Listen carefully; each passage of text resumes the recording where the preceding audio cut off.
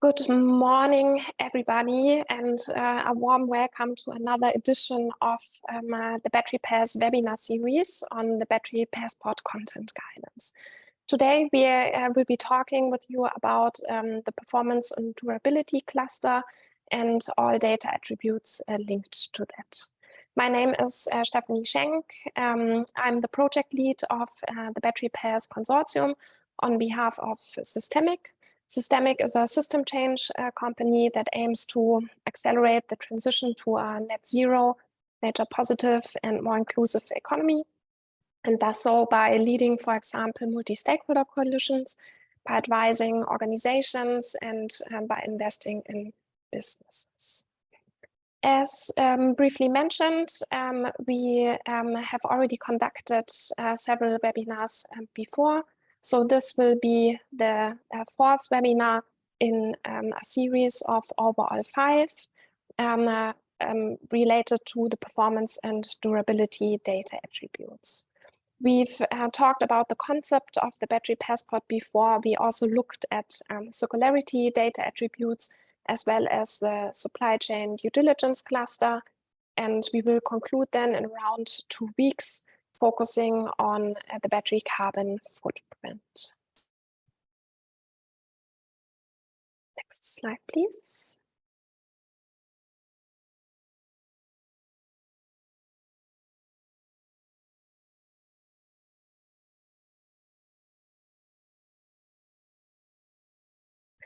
So I've brought along several experts with me today, which are Johannes Simberg, team lead at Arcatech, the National Academy of Science and Engineering, then Patrick Heininger, project manager at VDE Renewables, which offers quality assurance services and premium certifications for the renewable energy sector. We have André Schmitz, who is an expert in high voltage batteries and leads the battery passport at BMW, one of the leading premium automotive manufacturers, and as an economic operator responsible for the implementation of the battery passport. And Matthias Simolka, a technical solution engineer at Twice, a Munich-based and internationally operating startup in battery analytics software and services. So looking at the agenda for today, we have clustered it into 5 parts. After a brief introduction and overview on the scope of the battery passport presented by myself, I will hand over to my colleague Johannes, who gives you an overview on the regulatory requirements and battery pairs recommendations when it comes to performance and durability. We'll hand over then to a moderated expert discussion with our experts, and then leave a lot of room for a Q&A session with at least half an hour that we have envisaged for that. And then afterwards, we close and give you an overview on what's coming next on the agenda of the Battery Pairs Consortium. Before we now start, briefly a couple of ground rules. Some of you who have joined in earlier webinars might be already familiar with that. So the meeting is recorded and all the previous versions are already uploaded on our website. You can find the link here. Your videos and also your microphones are muted in order to save bandwidth and also to not disturb the session. You will see the Q&A function at the bottom of your screen where you have the opportunity to address questions mainly for the Q&A session, but you can of course already start addressing your questions now and we will pick them up then later during that slot. You will also have the possibility to upvote, even if you have not addressed your own question. You can upvote the questions of others and increase the likeliness that we will then address this question. And in case you want, you can also raise your hand and we will call you out so that you can voice over your question. Before we now start, we have 3 questions for you. So we would be interested to understand for which type of organization you are working, how familiar you are already with the requirements for the battery passport, and whether you have read our battery passport content guidance. I will start the poll in a second, and then please take 1 to 2 minutes to answer the questions. and then we will show the results. Just one brief second.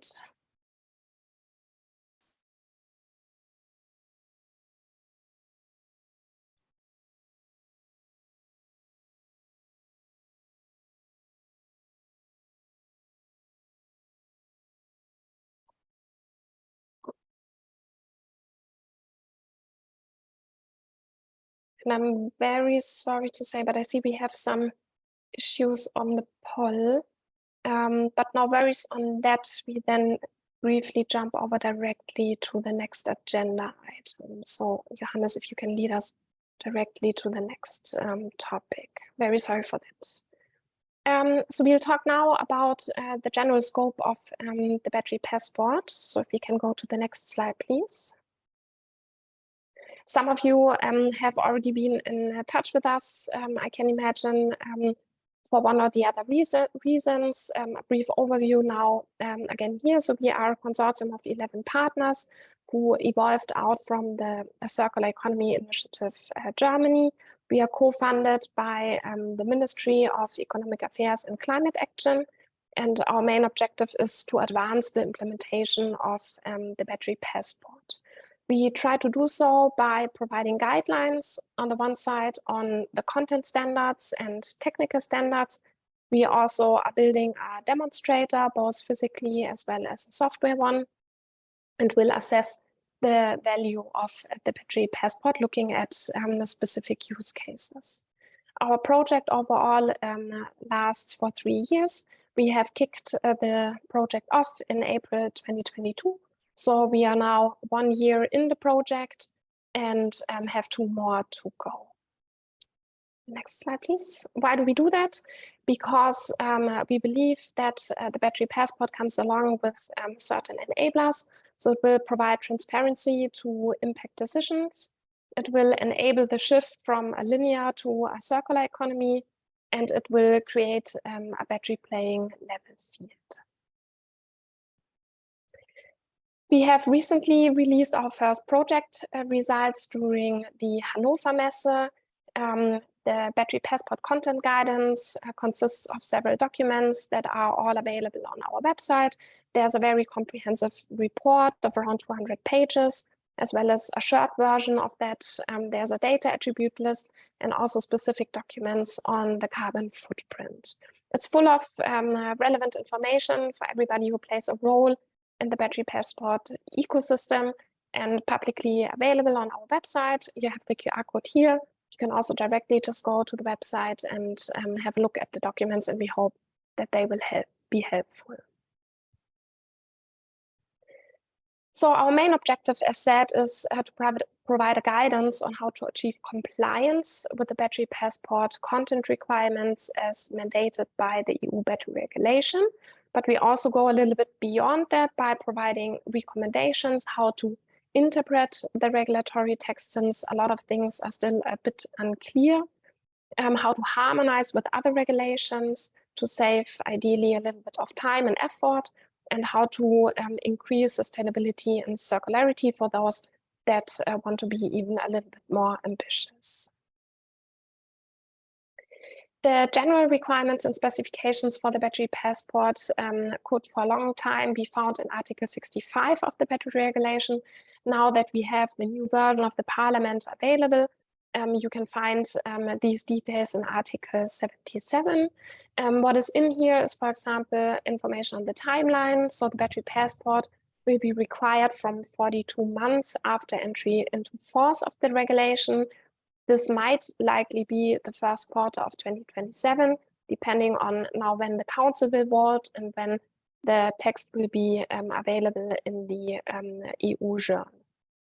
Regarding the scope, batteries and light means of transport, industrial batteries with a capacity larger than 2 kWh, and electric vehicle batteries are included or covered. The responsibility lies with the so-called economic operator, or an authorized representative of the same, who places the battery on the market or puts it into service. Who exactly on the value chain is then responsible is always a thing that needs to be thoroughly analyzed. and really depends on the specific industry or specific battery application we are looking at. Regarding access, there are different groups already included in the regulation. So on the one side, we have the general public. On the other side, notified bodies, market surveillance authorities, and the commission. And then a last group, which is called interested persons. So basically any natural or legal person with a so-called legitimate interest in accessing or processing that information. Overall, it's a lot of data attributes that are requested. We have, from the battery pass side, aggregated these into 7 different content clusters, starting from general information to labels and certifications, then a cluster on specifically the carbon footprint, as well as supply chain due diligence information, a group that includes information on materials and composition, on circularity and resource efficiency, and then on performance and durability. And exactly about performance and durability, we would like to talk today and have therefore brought along several experts that have looked at this content clusters in a very detailed way over the last year. And having said that, I hand over then to my colleague Johannes, who will provide you a more detailed overview on performance and durability data attributes. All right, thank you, Steffi. You should hear and see me now. Yeah, I'm Johannes Zimbeck. I'm team lead at ACATEC, the German Academy of Science and Engineering, and I'll present you with a brief information on the regulatory requirements, starting with the performance and durability reporting obligations in the EU battery regulation, and then going deeper a little bit in the performance and durability data attributes that we need for, or that are required for the battery passport. So let's start with the reporting obligations in the battery regulation. We already heard a lot about the battery passport from Steffi in a short and brief way, but there are, beyond the battery passport, also other tools that should report on battery performance and durability. So let's compare them here briefly. The battery passport, Article 77, refers to Annex 13, where all the data is specified that should be reported in the battery passport, including cross-references to Articles 10 and 14 for performance and durability data. We already heard about the scope: electric vehicle batteries, light means of transport batteries, industrial batteries with a capacity larger than 2 kilowatt hours. And the timeline, it's 42 months down the road when the battery pass actually needs to be applied, 42 months after the regulation enters into force, of course. In comparison to that, Article 10 of the battery regulation mentions the document accompanying the battery. This document should contain values that are listed in Annex 4, Part A of Annex 4, and the scope is actually the same as the battery passport, but this document will be required already 12 months after the regulation enters into force, so 1 year from now, and it includes some of the data that will also have to be reported in the battery passport. In addition, furthermore, the up-to-date data in the battery management system must be reported according to Article 14. The data attributes in there are listed for that tool are listed in Annex 7 and must be reported up to date.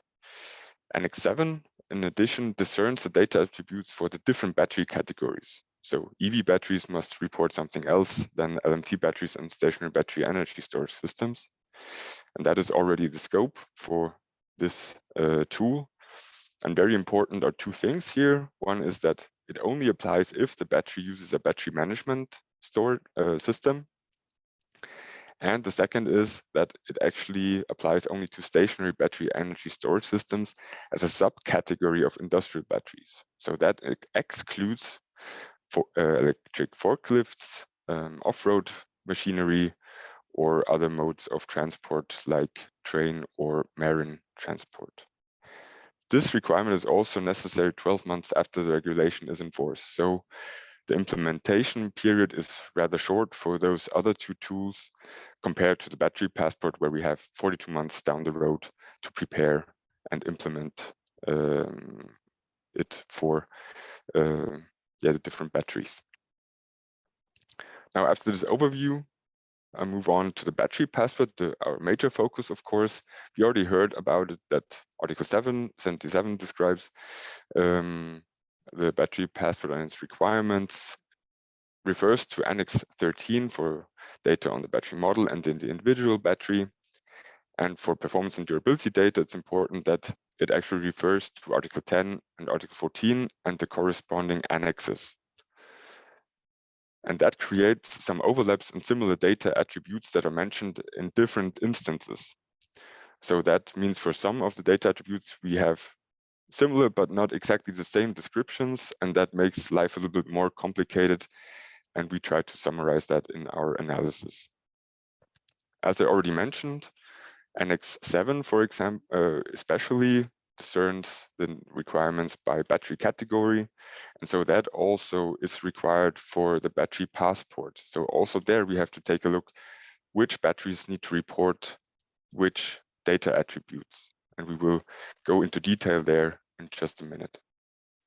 And so our analysis summarizes all of this, the different annexes that are relevant for the performance and durability data. We group those data into subtopics for performance and durability because we already have like 40 different data attributes. So to have a concise overview, and where we see fit, or where the consortium saw fit, we added some data or scope on a voluntary basis. And now moving on to the details of performance data to start with. But before we go into each and every single data attribute, have a look at the legend below. So we have different access groups. Stephanie mentioned that already. And we actually distinguish here static pre-use data for the battery, which will be available to the public in total. And then dynamic data, which is captured in use, that will be only available to interested persons, and that is legal or natural persons that have a legitimate interest in the information provided. That is, for example, if you want to resell a battery, then this dynamic data, of course, becomes very relevant to assess the residual value. And then besides the access groups, I already mentioned it, the different battery categories. See below the symbols for example for all batteries that are within the battery passport scope, and the different singular battery categories that are all represented with different symbols down there. So let's start with the first subtopic, which is capacity, energy, SOH, and voltage. On the pre-use side or static data side, we have rated capacity, and on the dynamic data, the corresponding capacity fade and remaining capacity. And here already one example that remaining capacity is only required for some reasons for LMT batteries and stationary battery energy storage systems.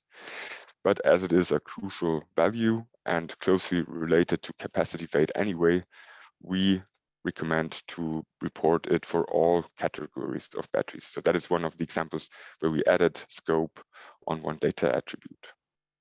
Closely related to the capacity is also battery energy, but in the battery regulation, it is limited to the scope of EV batteries. And that is based on the reason that the global technical regulations exist only for EV batteries, and they exactly describe the certified usable battery energy, remaining usable battery energy, and a value called state of certified energy, which is only applicable to EV batteries. And then as an operational value, also the minimum, nominal and maximum voltage needs to be reported with temperature ranges where these apply. And also the state of charge must be reported for all for all battery categories within the battery passport scope.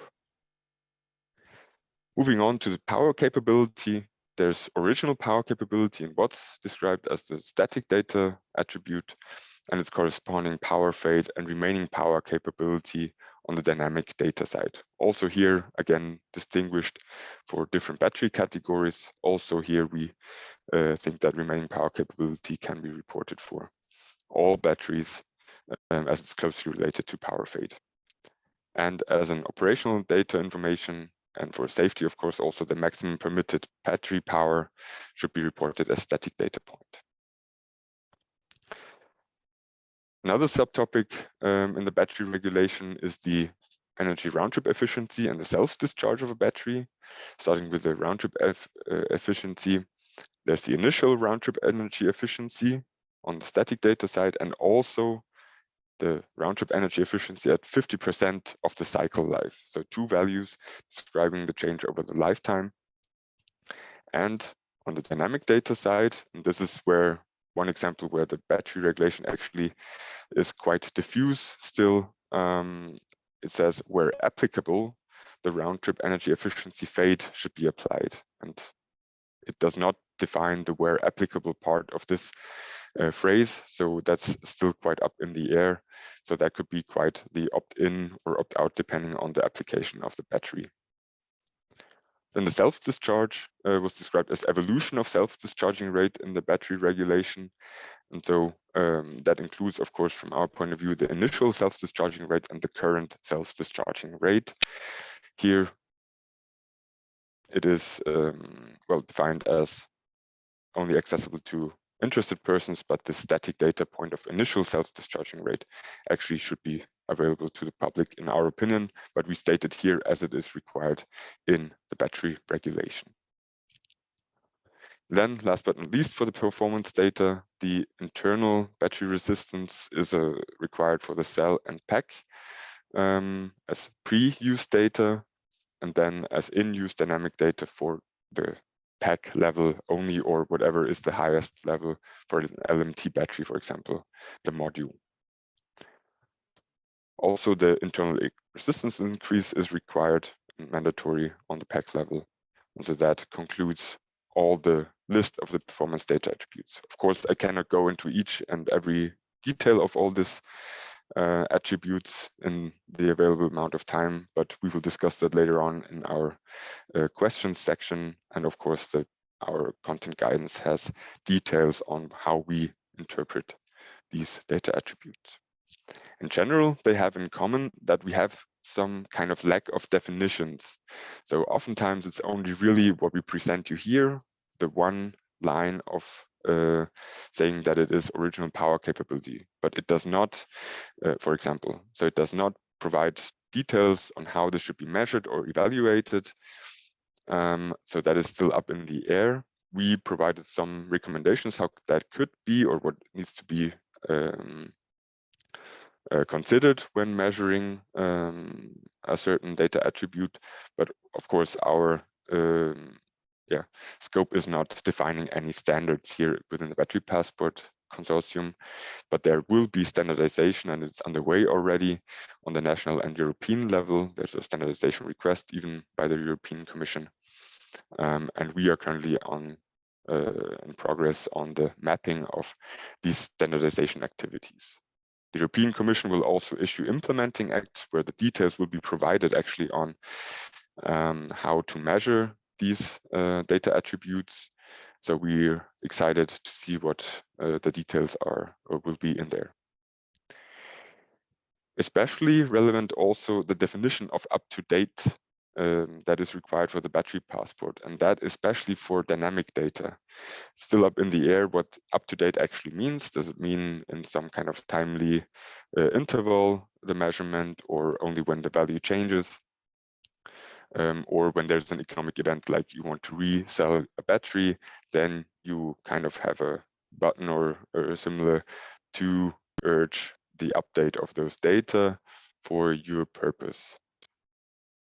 We at the Battery Passport have as a maxim that we, of course, need to have technical feasibility for all those data attributes, and that is especially difficult when we look at different applications. Like, for example, as I mentioned, electric forklifts or off-road machinery do have different system integration than an EV battery, for example, and LMT or light means of transport as well. And so this has to be taken into account when assessing the added value of a data attribute versus the required effort to really get the data and keep it up to date. And that was the overview for the performance data attributes and the issues that we see around them. Similarly, this also applies to the durability data attributes that I will walk you through now as well in this fashion of subtopics. And here we start first with the expected lifetime. So the expected battery lifetime must be expressed in cycles and in calendar years. And the cycles is one example where we are not exactly sure what the battery regulation requires, because in one instance it says the non-cycle applications non-cycle applications are accepted from this requirement, but in another instance it is not accepted from the battery passport. So here is one of the instances where we are not exactly sure what the battery regulation requires for this data attribute. On the dynamic data side, we need to have the current number of charging and discharging cycles, and to further determine the data attribute of lifetime, the C-rate of relevant cycle life test, and also the reference test that was used to determine the battery lifetime. In addition, also the period for which the commercial warranty for the calendar life applies needs to be reported for all batteries, while on the dynamic data side, capacity and energy throughput must only be reported for light means of transport batteries and stationary battery energy storage systems. In addition, expected lifetime also includes for EV batteries the capacity threshold for exhaustion. So here we interpreted that this is the threshold that an economic operator uses to decide this battery is not applicable for its use in an EV battery, in an EV anymore. And so afterwards, it should go either into recycling or into a second life. However, this interpretation is also quite fuzzy.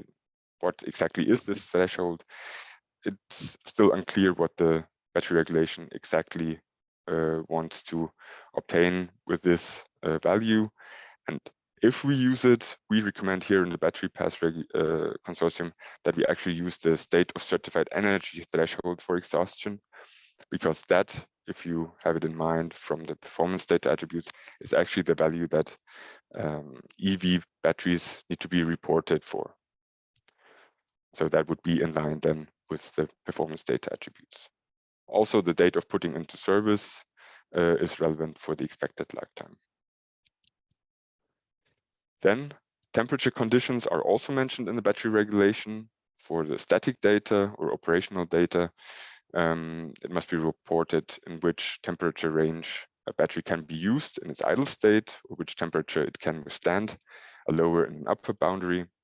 And then for the dynamic data, it must report how much time the battery has spent in charging during extreme temperatures and how much time it spent in extreme temperatures at all.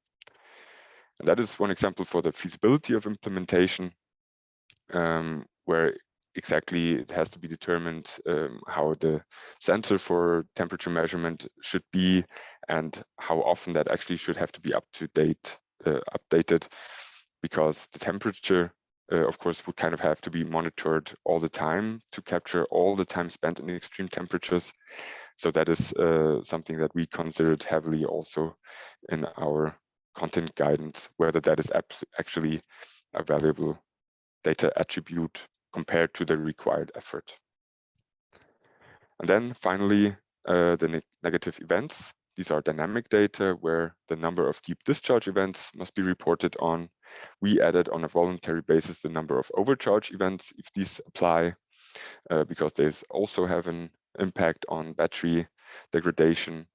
And then one last data attribute, last but not least, of course, the accidents as negative events, which also have to be reported on, but there also are no details on how accidents should be reported, how this can actually work and be added value for everybody involved, because those had to be reported on in a standardized way, and including all accidents, and how that would work without manual reporting would be interesting.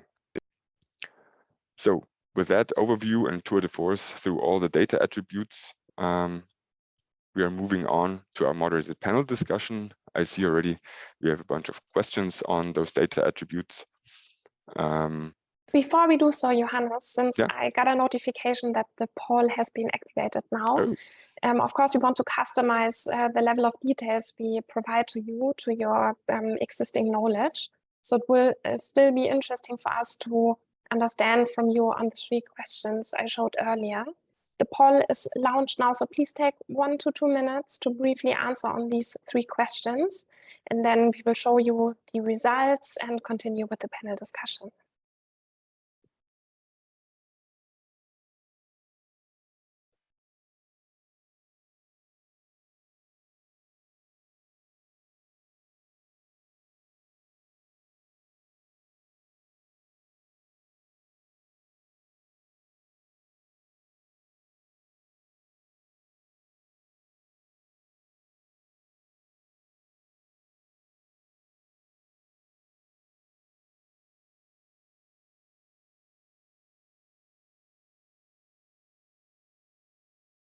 Still a couple of answers coming in, so I'll give us a couple of more seconds.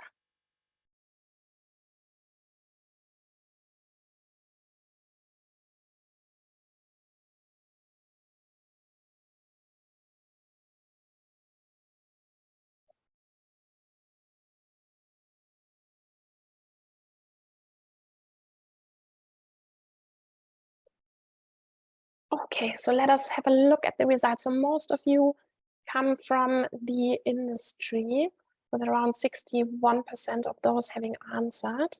Then the second category is research and academia with around 10% and consulting with around 11%. So it's good to know that most of you are from the industry, so you're directly affected by the requirements.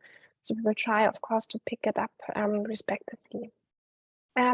Most of you have some knowledge, at least on the requirements, with 66%. Then some of you, 15, are very familiar with the requirements and scope of today's webinar, and 12% are very familiar with the requirements overall. So we'll try then to explain a little bit more in detail, not assuming that most of you already know everything in detail. Then on the content guidance, it's a little bit mixed. So 41% of you have not read the content guidance, while 33% have read it entirely, or at least 27% the part and scope of today's webinar. That gives us a little bit of a feeling how to then continue. So thank you very much for answering, and I'll then hand over again to Johannes and our experts. All right, thank you, Steffi. Very interesting indeed. We have a lot of industry partners here as well. So let's start again. Steffi, you introduced already our experts. We have here Patrick Heininger, André Schmitz, Matthias Simolka with us from our Battery Pass Consortium. And I want to start with you, André. We've seen that the battery regulation has the approach of listing a lot of different data attributes. So looking at this list, where do you see issues of implementation from your point of view? Yeah, I think it's already stated in our content guidance. I think there are 4 categories of attributes with issues. Or let's don't say issues, but I would categorize it in 4 categories. The first one are attributes that are well defined, so they are fine, like the SOCE, which was already mentioned by you. There's a clear definition how this has to be measured. It's defined in the UN GTR 22. But then you have also attributes whose boundary conditions are not defined, like the power capability. So if you want to state a power capability, you first have to know, is it a peak power or is it continuous power? What's the time frame of the power pulse? What's the SOC, or what's the temperature under which you measure this power capability? The third category are attributes that lack of a clear definition of the measurement process. Here I would put in the energy round trip efficiency, because regulation is just telling that you apply a standard discharging and a standard charging procedure and not more. And I think that's not enough to be precise on this attribute. And the last category are attributes whose beneficial effects for the ease of recycling or the ease of second life, which should be the aim of the battery passport, are doubtful. So that's like something like the SOC. If you all the time update the SOC in the battery pass, I think it's not that important. It is important at the end when the battery goes to the recycler or to the dismantler that you know what's the charging state of the battery, and not all the time in between. Yeah, thank you for this quick overview. And well, assuming that we get more details on how this should be measured, do OEMs already have most of the data available, or from your point of view, is it much additional information that will be added then? It's a difficult question, I would say. So this depends on what I've mentioned before. If in the future the definition of the attributes won't be covered by regulation, it could be 40 to 60%, because you can take a lot of this data from the homologation. If there will be a clearer definition later on, maybe in 1 or 2 years, it's a gamble, and it can be far less, and then you can start with additional cell or battery measurements. Yeah, thank you for those insights. Now we've talked a lot about automotive point of view also. Looking at you, Patrick, you have a broader view, especially also on industrial batteries, for example. So those applications beyond EVs, what is your take? Are those data that are provided implementable actually for those different applications? Thanks for the question, Johannes. I think that's not as easy to answer as the other ones, because beyond EV means many different applications and active companies. On the one hand, you have relatively small LMT batteries, but it can be up to batteries in forklifts or even large storage batteries that are beyond EVs. So there's a wide range of applications and companies that are active there. So this also means that there will be some attributes that will be easy to be applied for some applications. Others will be more complex because there are no industry-wide definitions to this metric, as we already heard. This means that there is no definition how to measure or even how to communicate these attributes. And for this, I would also take the example SLCE. Just look at that, what just mentioned.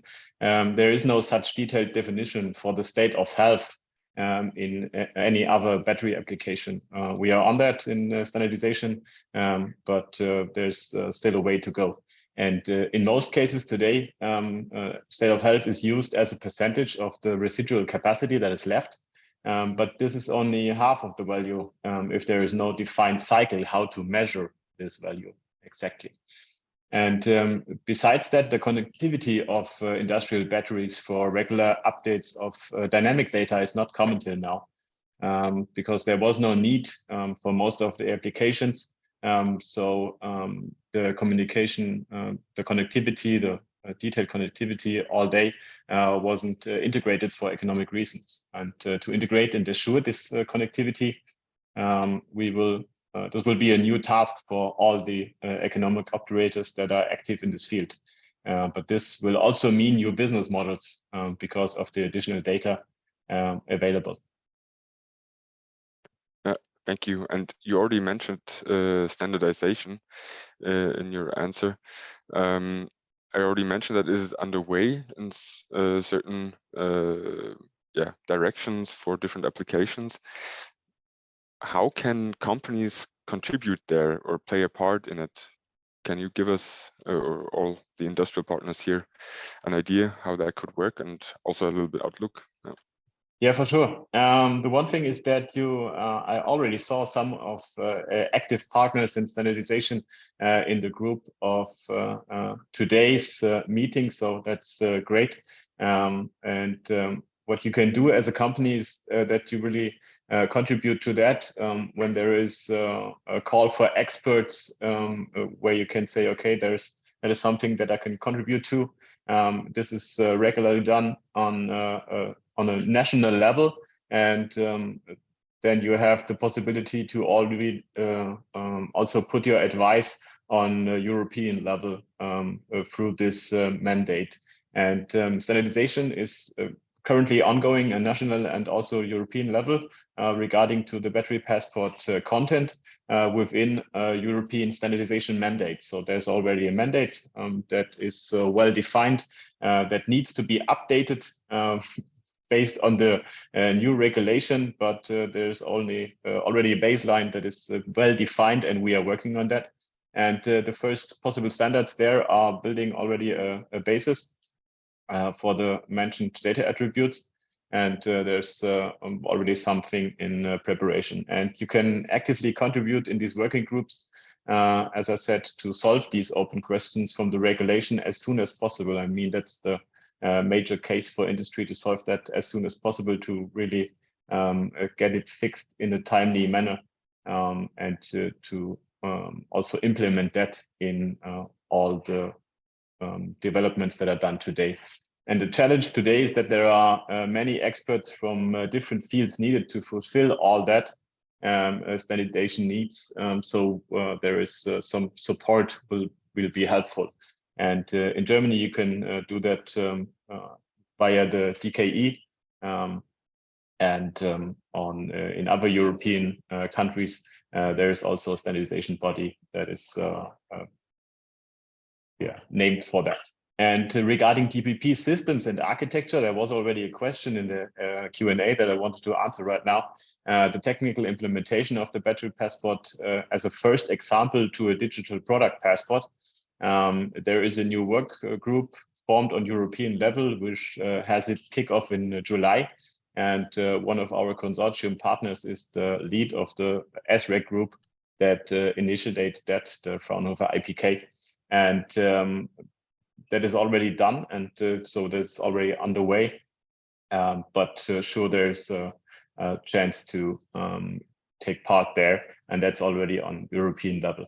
And I wanted to also answer the second part of this question regarding regular communications with other battery pass consortium or projects like SURPASS. There is a regular communication with SURPASS as one example of battery pass projects, and also with others. So myself, I talked to the guys from the SURPASS project regarding standardization needs, and we communicated that we will be taking care of the content and the standardization needs for content, and they will provide an overview regarding the digital, the technical implementation of product passports, so that we don't do double work there.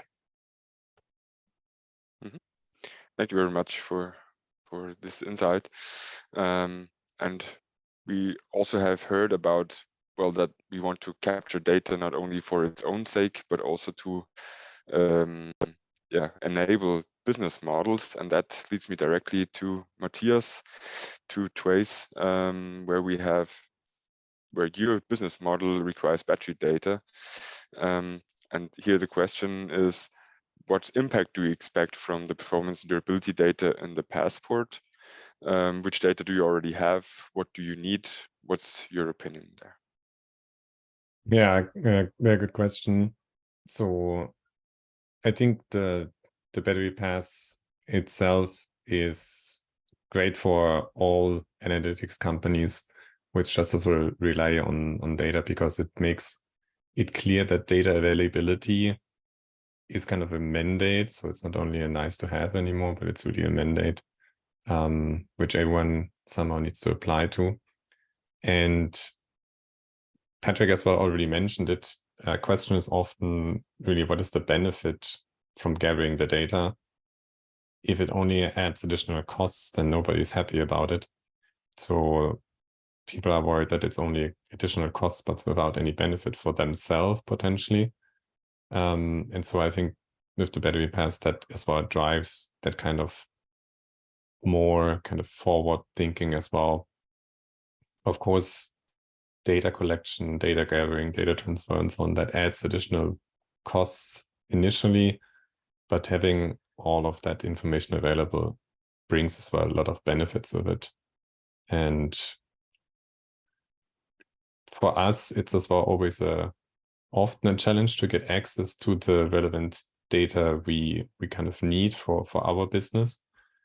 So just as well having the kind of KPIs we see now in the battery pass and the durability and performance KPIs, that's from our perspective a very good first step as well to make more transparent, or to bring more transparency into the operation of batteries.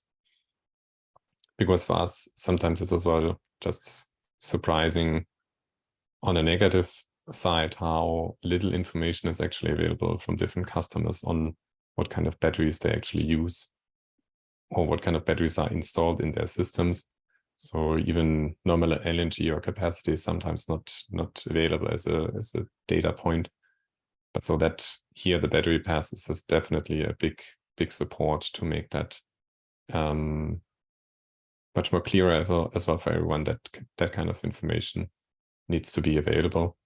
Yeah, and so we gather most of the information anyway already, but I think that kind of the battery pass here provides as well just a more a direct push to show that there are more benefits coming with it, like better knowledge and transparency as well on the battery, and that enables then better resource efficiencies and like better and as well safer usage. So the benefit should become much clearer for everyone now. Mm-hmm. Thank you. So it becomes clear that the status quo does not provide a lot of data currently, and that we will see a Second Life business enabled to those KPIs. Maybe just moving over directly here to the questions in the Q&A session. Oops, sorry. I just moved quickly. Anyways, I saw there's a question about the SOH and why it is not on the long list. Maybe Matthias, right directly back to you. You deal with a lot of the KPIs. So why is there no one SOH on this list? Maybe you can capture that one. Yeah. While I move the slides. Yeah. Happy to. Yeah.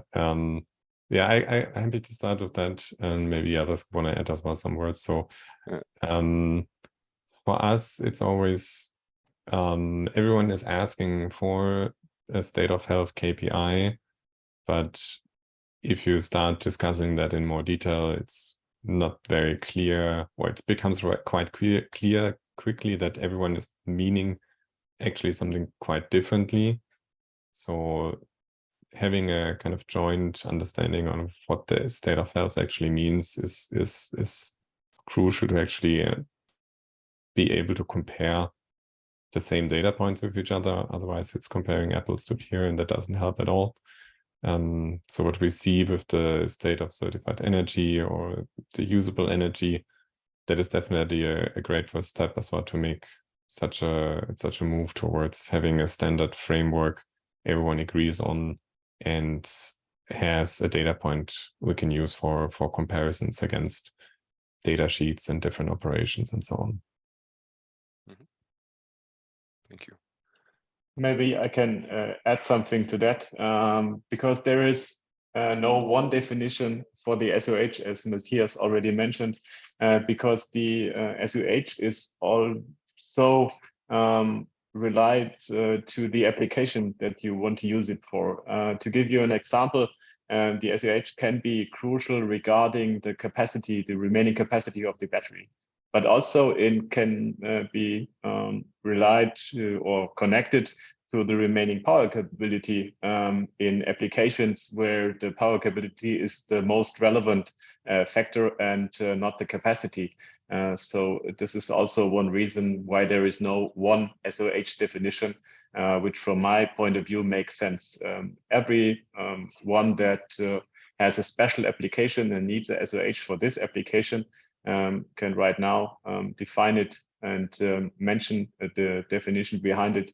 And this makes it a little bit easier for the industry also to have a start. I think to really get every information to provide an SOH is already inside the battery regulation. So there is a remaining capacity, there is maybe power capability, there is also internal resistance that is given. So with all that provided information, you can really define the SOH as you need it. Thank you, Patrick. Exactly, we have an array of data that will then cover basically any definition that or any data that you need for your determination of the distinct SOH.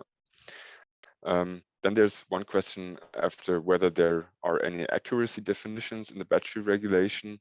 I can state that with a clear no. There is no information about accuracy definitions, but maybe one of our experts could answer on how you would see how accuracy definitions would have to look like, or what is currently common for batteries. Maybe, I don't know, André from BMW side, don't know if you could add on that. So data quality is something the economic operator has to care for. And I'm not sure whether or not the regulation will cover this topic. So it's in everyone's own hand to take care of the necessary quality of their data. And then to describe what accuracy they guarantee for, I guess. Yeah. Thank you.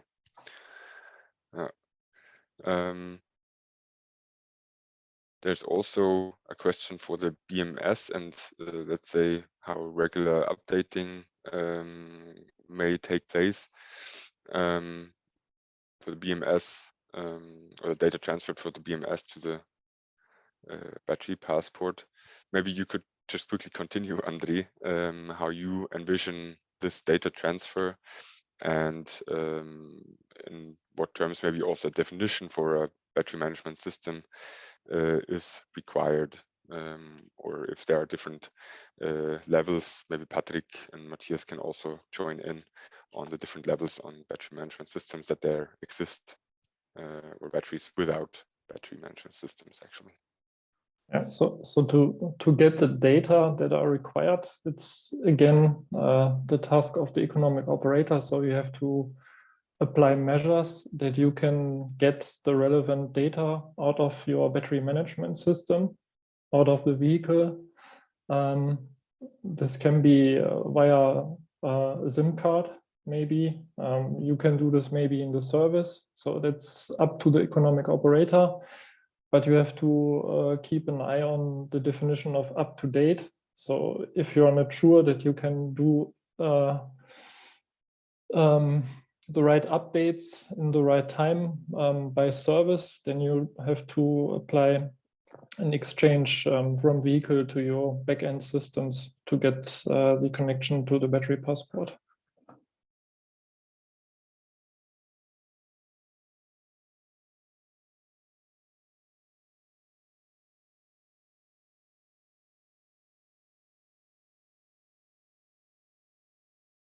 Johannes, you're still on mute. Yeah, sorry.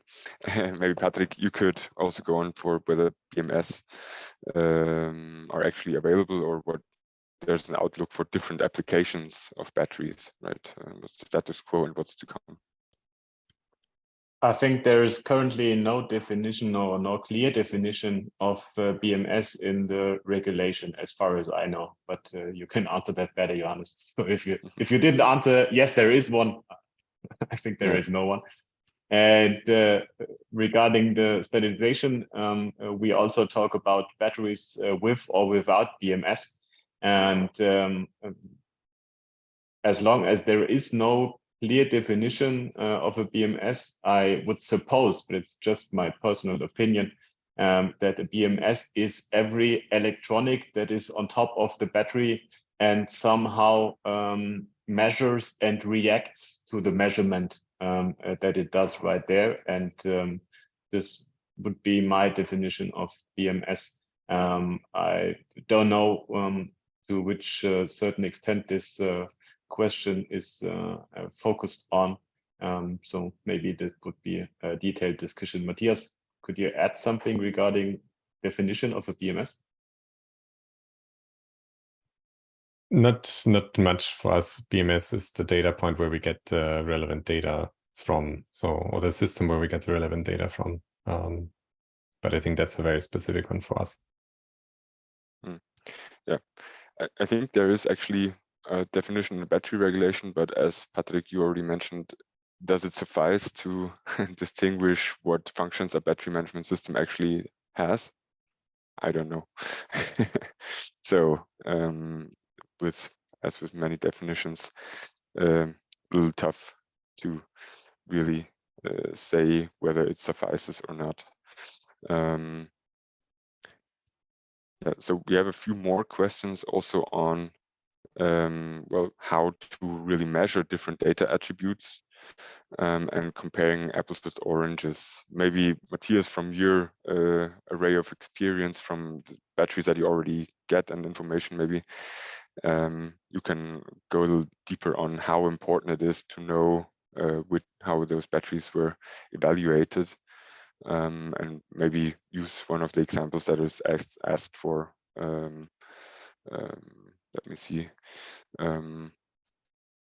how those could be measured or what is important, especially temperature ranges of SOC, for example, or SOH, remaining capacity.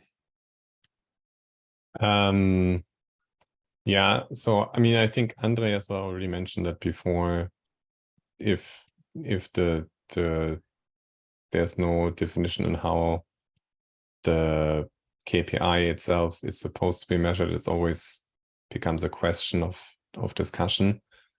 And like temperature range for the state of health or state of charge, the point is really yeah, thank you, Stephanie. I think first of all it's about recording the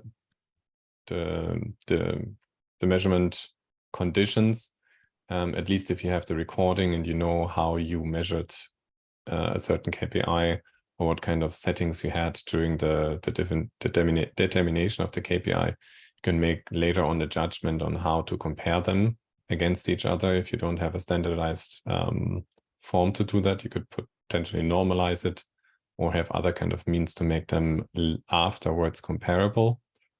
I think that's as well just something we will kind of learn from then in the field when we have all of these data sets available to make that as well then actionable, to make it transferable, make it comparable then as well later on.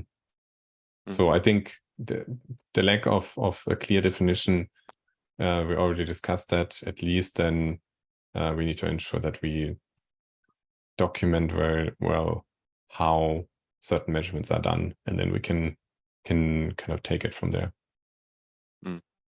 Yeah, so if it's not standardized, provide the framework of the measurement, right? So that people can actually take a look at how this has been determined. Maybe a question directed to you, Andre, regarding SOCE. With a Euro 7 regulation for new vehicles, it should only be implemented in 2025. But with Annex 7 mentioning SOCE, do you prepare to report already in 2024? I guess so. Right. It's an open point, I say, because we found the same topic And yeah, we have to find out how to deal with that. So depending on what the final wording also in the regulation is, and transition periods, and whenever it will actually enter into force, right? That's also up in the air.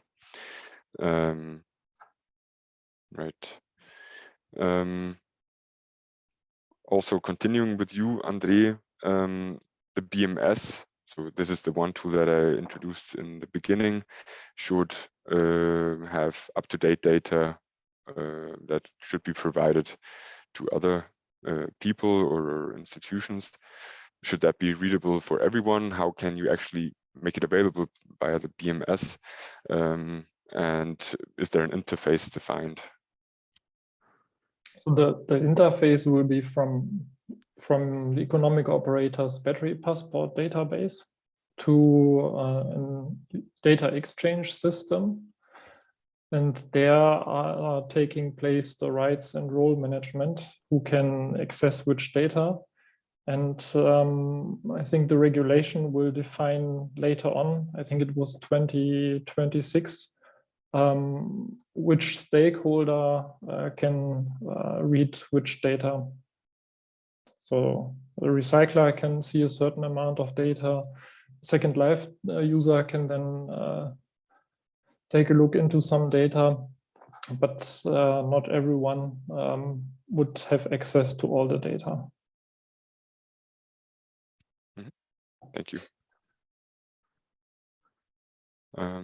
So I think that's pretty important what André just mentioned. There will be only the economic operator that has a connection to the BMS, as long as there is no service company or service contract with anyone that also has a connection to the BMS. So the data, so also the up-to-date data from the BMS must be sent to the economic operator, and the economic operator is in charge to update the battery pass.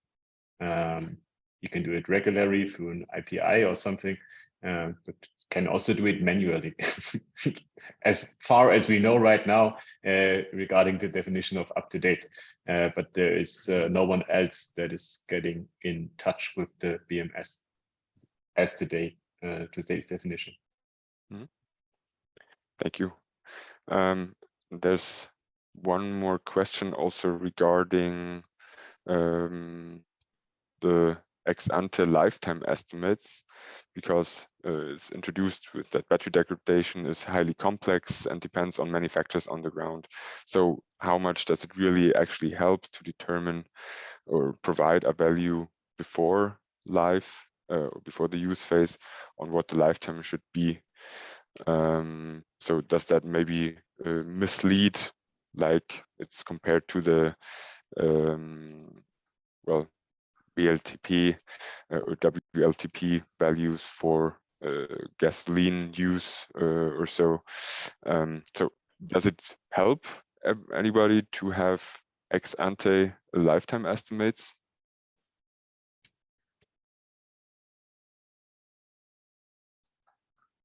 I don't know if anyone wants to chip in. In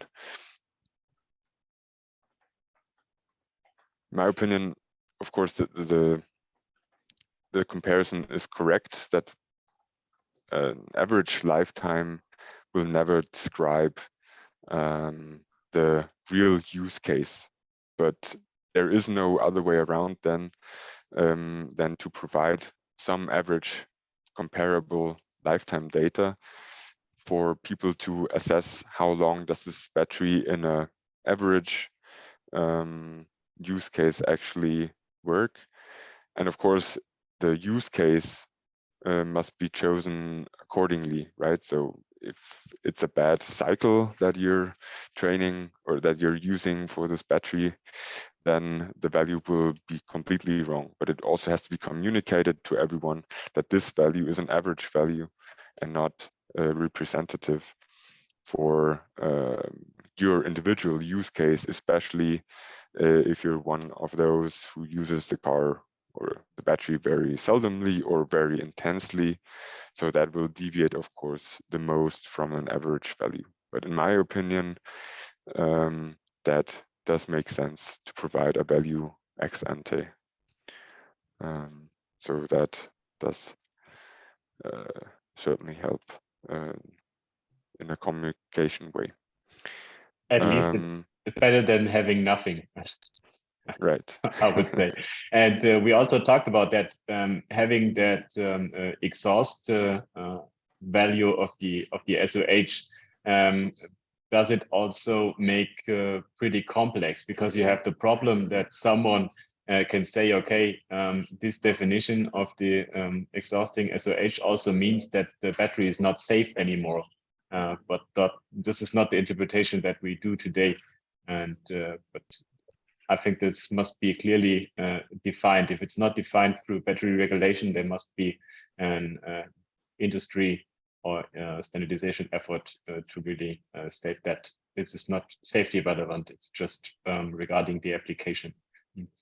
But I would say we have to distinguish in the battery categories. For electric vehicles, I think it's a legitimate concern, because the owner of the vehicle, if he uses his vehicle, will never find a link to this artificial generic value that is gathered by a battery management on a test bench with some generic measurement profile. And there's no link to the real use afterwards, like fast charging and all this stuff. So it's maybe also one of these values where you can say, is it beneficial for the recycler? No. Is it beneficial for the second life? Maybe. I don't know. I think it's more important for the second life user to know how much is the battery aged. And for the electric vehicle batteries, we have the SOCE. And if you add the UBE, so the usable battery energy in the beginning, then you have a clear relation and you see how this is progressed and how this has changed. And I don't know, maybe Matthias, you have some adds to the usefulness of such a value. Yeah, I mean, as you as well just mentioned, it's a first step. It doesn't provide, like, it doesn't open up the crystal ball to tell you exactly how far in the future you're gonna still be able to use it. There's still a lot of, you cannot just catch such a complex question with a handful of KPIs. But it's definitely a first piece of information to make a better judgment compared to having no information and no transparency at all. I think that's just in general something like general education or general knowledge sharing on that kind of how to judge such a value later on needs to be improved from the entire supply chain, battery industry, whatsoever. But yeah, it's the first step to improving that. And building upon that, I mean, the battery passport will be the first digital product passport overall, and the learnings, I think, will be huge, especially also with dynamic data. So in an iteration of the battery regulation, we will see, I think, adjustments depending on the experience in the field, which data attributes actually provide added value, which ones maybe can be neglected or provide a lot of effort, but little added value. So I think it's a dynamic position development of the battery regulation, although of course it now is defined for 5 years. I think the review is then 5 years down the road after it's gone or it's entered into force. Maybe one more question directed at André. We have, or you have to take account of a lot of the data, and you will be the economic operator of the EV battery. There's a question, won't it be a huge challenge for you as economic operator to be the gatekeeper of all the relevant data, including, of course, the supply chain, which was not covered today, but in earlier webinars? But what do you assess there? Can you make it work? We have to gather all the data, and therefore we are going to set up a database where we manage all this data. And concerning the gatekeeper, we are part of the Catena-X project. This will go over into the Cofinity X, and this will be for us the gatekeeper in the future, where stakeholders can access and request data, and where the rights and role management happens. Yeah, and I think, I mean, for US large OEM, I think that is less of a challenge also than maybe for economic operators. For small entity, yeah. In different applications, smaller entities. So that could be a quite the challenge in the end. Also, of course, for the suppliers themselves, providing the data accordingly, and so on. Maybe one last question before we move over to Steffi for the last part of our webinar today.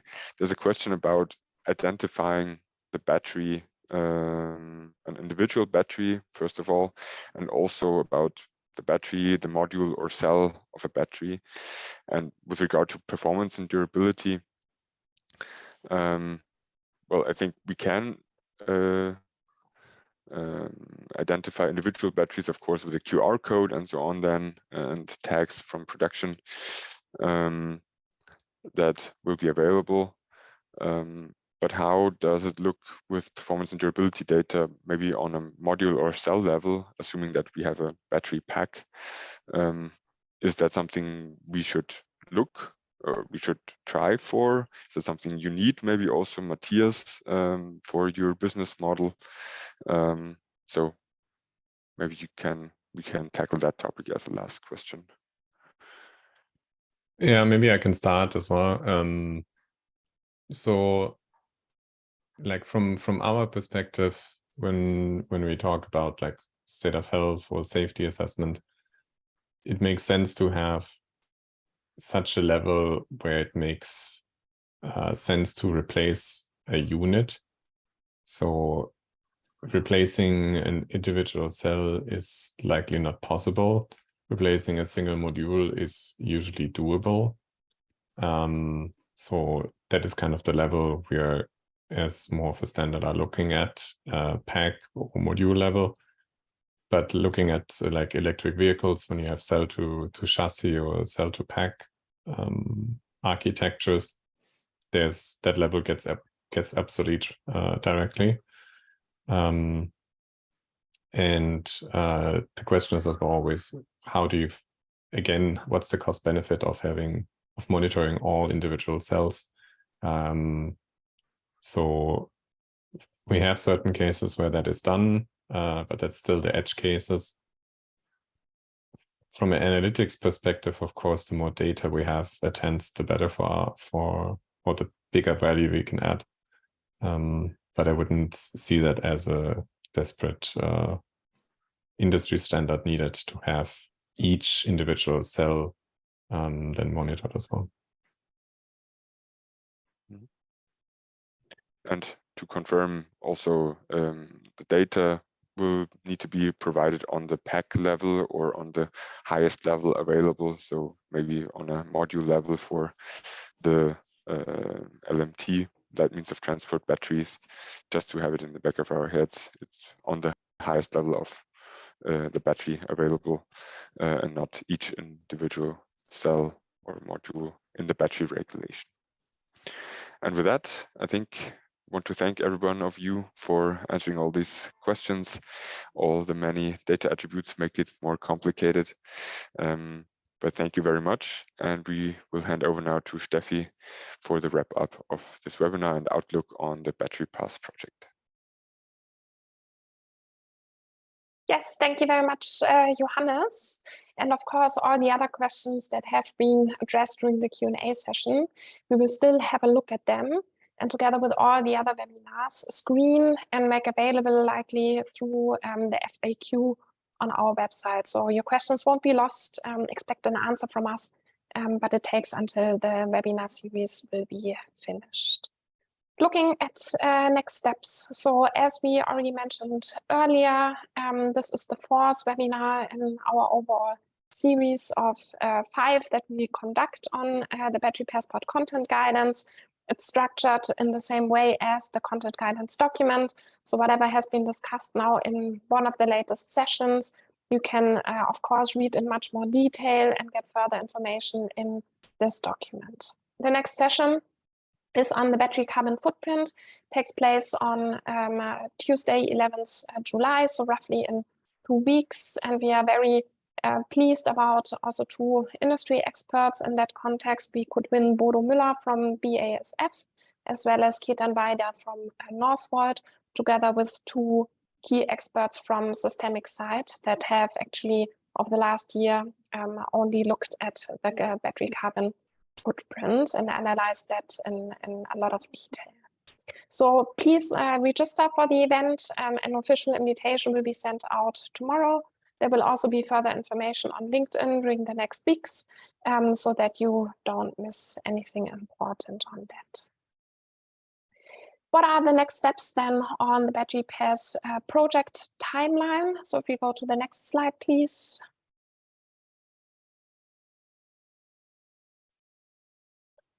We have different work packages, as you might be aware of. The first is the content standards. That's where we are presenting the results right now. And here we will conduct an update of all the documents that have been released until the end of the year. As soon as the final version of the regulatory text will be published, we of course look at it, look at the changes that have been conducted in the text, and adjust our content guidance in line with that. We are also currently writing a position paper directed to the European Commission. So likely in the next weeks, we will also publish this document where we bundle the same insights that we have aggregated in the content guidance, but directed to this target group. So you will recognize some of these elements that you have already read, but with a little bit of a different perspective. We also try to get involved in the secondary legislation process. We already succeeded doing so for the battery carbon footprint expert group in the context of the upcoming delegated act. So we are happy that we have been accepted to contribute our expertise. And of course, we will also try to share knowledge with other ongoing initiatives to enable an efficient alignment, so to say. On the technical side of things, our colleagues from the Fraunhofer Gesellschaft, as well as from Fireware Foundation and Circular, are currently finalizing a first draft reference model, as well as an overview on the required and also then existing or matching standards and potential architecture options for a battery passport. And we will conduct an external consultation phase on that in around September, October this year. There will be communication around that very soon, where then also most of you, in case interested and knowledgeable in that area, can of course contribute. On the demonstrator side of things, we have displayed, or we will display, a first module of our physical demonstrator at the DKE Innovation Campus. And then we hope to be able to showcase the entire demonstrator at the IAA Mobility together with Audi here in Munich. We will also continue our integration efforts with, for example, Catena X, but also with Gaia X. And the work on the software demonstrator is also already ongoing. And the timeline indicates February 2024 for first version to be released. On the value assessment, we also launched an external consultation phase in July on an initial use case long list. So also here, we will send out a call for action to participate and feedback on our first ideas. We continue with very detailed description on individual use cases and also have selected prioritized use cases for a quantification that we aim to finish until the end of the year, with all the results of that work package to be released in spring next year. So that are some of our highlights that are upcoming. But as said, simply register for the newsletter. You can do so by clicking on this on our website, and you will be informed of all the relevant consultations or further information that is ongoing on our project side. Before we close now this webinar, I would like to ask you with the remaining minutes we have left to quickly scan this QR code or click on the link that I will share in a second in the chat to provide us feedback.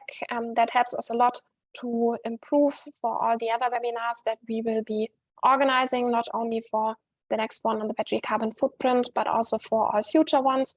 It really only takes 2 to 3 minutes and is very helpful for us. So please do so ideally right now. And you can also address, in case of interest, already questions that should be picked up for the carbon footprint webinar. Having said that, I would like to thank all of our experts that have contributed to today's webinar, and also the participants for all your active contributions and for dialing in. And we wish you a very nice remaining day and week and hope to be welcoming you again for one of our next events. Thank you very much.